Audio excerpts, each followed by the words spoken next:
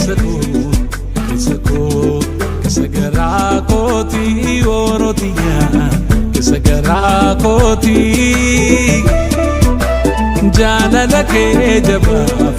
Didiya Kakinu sati orotiya Kakinu sati Nangafati Malo hinhimatu beke Akan si kadatu Ofani nambeka akeke Intane Barsi malentane Abbe kontane ke Anidu Intane Hajeki yantane Intane Akashintane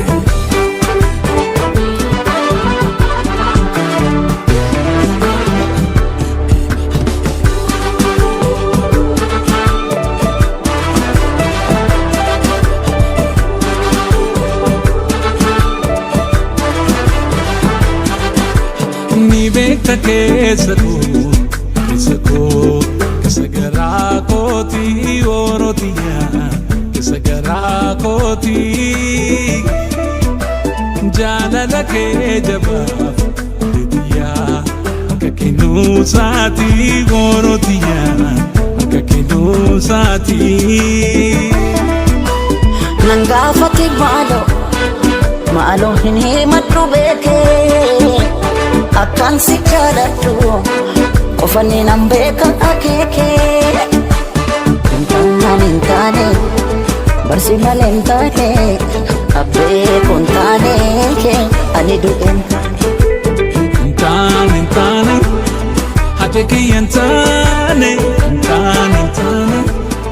Akashintane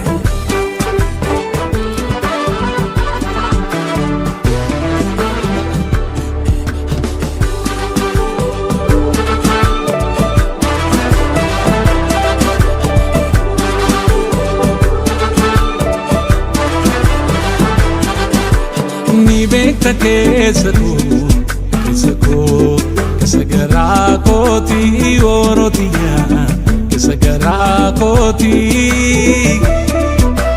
Jalala ke jabaf Didiya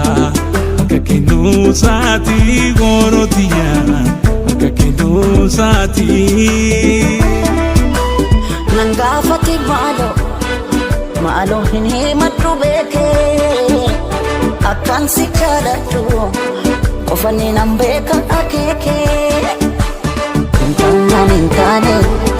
Barsi malentane Abbe kontane ke Anidu Intane Hajeki yantane Intane Akashintane